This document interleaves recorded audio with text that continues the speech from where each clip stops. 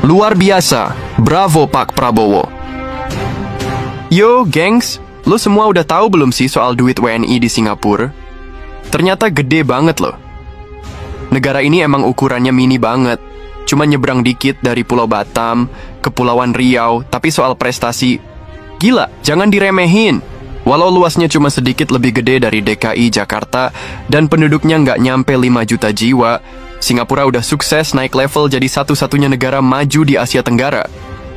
Gak cuma itu, negara ini juga jadi raksasa di berbagai sektor penting kayak industri manufaktur, perdagangan internasional, sampai jasa keuangan global. Bahkan, bursa saham mereka yang dikenal dengan nama Singapore Exchange digadang-gadang jadi salah satu yang paling stabil dan bergengsi di dunia. Tapi nih ya, di balik gemerlap sukses Singapura, ternyata ada cerita lain yang bikin kita semua melongo. Yap, ada peran besar dari duit orang Indonesia, gengs. Seriusan, banyak banget kekayaan warga negara Indonesia alias WNI yang diparkir alias disimpan di negeri singa ini. Lo penasaran kan kenapa dan gimana ceritanya? Yuk, kita ulik sampai habis. Duit orang Indo bikin Singapura tajir. Salah satu alasan kenapa ekonomi Singapura bisa gila-gilaan kuat adalah sektor jasa keuangan, khususnya perbankan. Bank-bank di sana bukan kaleng-kaleng, bro. Bukan cuma yang paling top di Asia Tenggara, tapi udah sejajar sama institusi keuangan kelas dunia. Aneh tapi nyata, negara sekecil itu bisa punya sistem keuangan yang lebih solid dibanding Indonesia, padahal kita punya lebih dari 270 juta penduduk. Nah terus, muncul satu pertanyaan besar. Dari mana sih asal mula dana-dana besar yang nongkrong di sana? Dan jawabannya, bikin geleng-geleng kepala. Ternyata, sebagian besar duit itu berasal dari orang-orang kaya Indonesia. Iya, lo nggak salah denger. Banyak miliarder kita yang nyimpen duit mereka di Singapura. Bahkan, menurut Menteri Keuangan Sri Mulyani, total kekayaan WNI yang ada di Singapura itu mencapai 2.600 triliun rupiah. Gila nggak tuh? Duit segede. Itu buat apa? Duit sebanyak itu setara lebih dari 80% dari total kekayaan WNI yang disimpan di luar negeri. Bukan cuma asal ngomong, info ini juga dibuktikan lewat studi dari konsultan internasional kredibel. Dari total sekitar 250 miliar dolar Amerika aset orang Indonesia yang ada di luar negeri, sekitar 200 miliar dolar ada di Singapura. Sri Mulyani bahkan pernah nyebutin ini secara resmi di hadapan Mahkamah Konstitusi waktu bahas soal UU pengampunan pajak alias tax amnesty. Dari total kekayaan itu, sekitar 650 triliun rupiah disimpan dalam bentuk aset non-investable kayak properti dan tanah. Sisanya, ya dalam bentuk cash, deposito, dan investasi lainnya yang gampang dicairin. Belum selesai. Data dari Bank Indonesia juga ngasih tahu bahwa di kuartal pertama 2024 aja, total aset finansial luar negeri milik WNI udah tembus 280 triliun rupiah. Dan itu belum termasuk aset-aset yang disimpan lewat perusahaan cangkang alias SPV, Special Purpose Vehicle, yang sering dipakai buat aktivitas ekonomi di bawah meja. Tax amnesty, strategi balikin duit ke tanah air. Dengan duit sebanyak itu nangkring di luar negeri, nggak heran kalau Singapura agak was-was waktu Indonesia mulai gerakin program tax amnesty. Program ini basically ngajak WNI buat ngakuin dan narik pulang duit-duit yang selama ini ngumpet di luar negeri. Sebagai gantinya, pemerintah ngasih pengampunan atas sanksi pajak di masa lalu. Strategi ini bukan cuma cerdas, tapi juga dapat dukungan luas dari netizen Indonesia, khususnya di media sosial.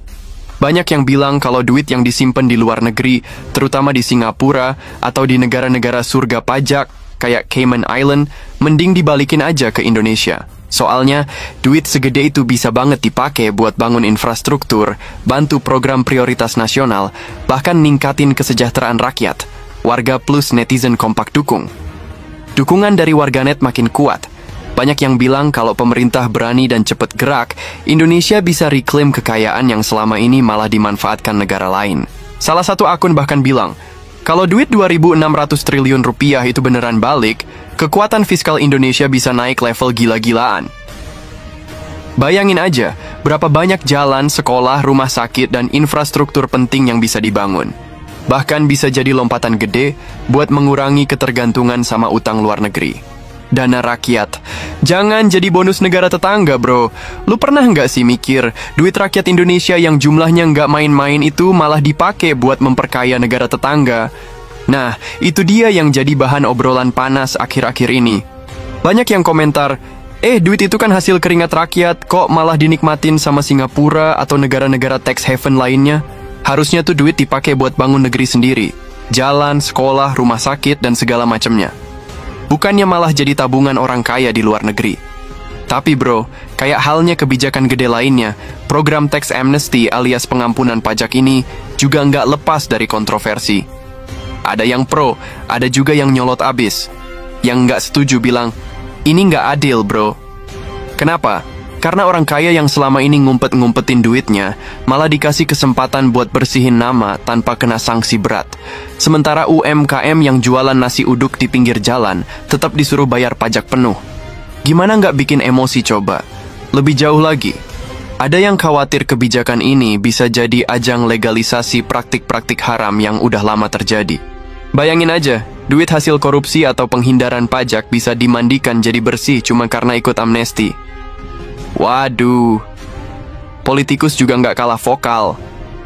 Mereka nanya keras-keras, kenapa sih yang dikasih ampun justru para pengemplang pajak kakap? Yang kecil-kecil kok tetap dicekik pajaknya? Ya begitulah, isu ini jadi bahan panas di media, bahkan sampai dilirik media luar kayak Channel News Asia. Artinya, ini bukan isu kaleng-kaleng, ini soal strategi besar negara. Fun fact-nya nih, Wakil Ketua Umum Apindo, Pak Suryadi Sasmito, pernah bilang kalau Singapura udah siap-siap pasang kuda-kuda buat ngegagalin kebijakan pengampunan pajak Indonesia. Mereka sampai nawarin status kewarganegaraan buat orang Indo yang simpen duit di sana. Serius! Sistem kerahasiaan data nasabah pun diperketat abis-abisan. Tujuannya? Biar duit orang Indo nggak kabur dari sana. Gila sih, ini udah kayak perang senyap antar negara.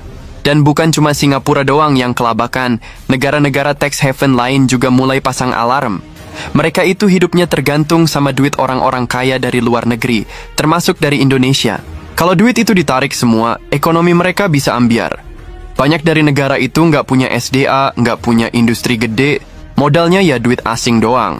Sekarang bayangin kalau program tax amnesty ini sukses, Indonesia bisa dapetin lagi duit triliunan rupiah yang selama ini main ngumpet di luar negeri. Duit segede itu bisa dipakai buat bangun jalan tol, nambah sekolah, ngasih beasiswa, bikin rumah sakit, sampai dorong pertumbuhan industri strategis nasional. Rasio pajak juga bisa naik, dan database pajak makin solid. Cakep, kan? Buat Singapura? Waduh, mimpi buruk. Soalnya selama ini mereka tuh kecipratan rejeki dari duit orang Indonesia.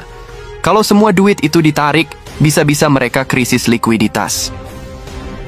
Beberapa analis bahkan bilang, kalau semua dana dari orang Indonesia ditarik keluar, ekonomi Singapura bisa goyah parah. Tapi bukan berarti Indonesia mau ngejatuhin negara tetangga ya. Ini soal kedaulatan ekonomi. Negara punya hak buat ngatur kekayaan rakyatnya, biar balik lagi dan dipakai buat kepentingan dalam negeri. Kalau selama ini dana ribuan triliun rupiah jadi tulang punggung keuangan Singapura, ya wajar dong kalau kita mau bawa balik.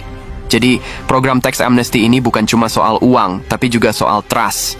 Pemerintah kasih kesempatan ke para pemilik modal buat balik ke jalan yang benar, dengan elegan. Ini juga sinyal bahwa negara nggak cuma mau galak doang, tapi juga ngerti pentingnya rekonsiliasi ekonomi demi kemajuan bareng. Intinya, sekarang waktunya Indonesia berdiri di atas kaki sendiri. Kekayaan rakyat Indonesia harus balik ke Indonesia. Dipakai buat Indonesia, demi masa depan Indonesia. So, dari fakta ini kita bisa belajar, jangan remehin negara kecil. Apalagi kalau dia punya strategi ekonomi yang cerdas dan killer. Tapi di sisi lain, ini juga jadi tamparan buat kita sendiri. Jangan sampai kekayaan bangsa malah lebih banyak dimanfaatkan negara lain. Udah waktunya kekayaan anak negeri balik ke rumahnya sendiri. Dan program kayak tax amnesty, kalau dijalanin serius, bisa jadi awal perubahan besar buat Indonesia. Kalau kamu suka konten kayak gini, jangan lupa like, share, dan subscribe. Ya, biar makin banyak orang melek soal kekuatan ekonomi kita yang sebenarnya luar biasa, asal dimanfaatin dengan bijak.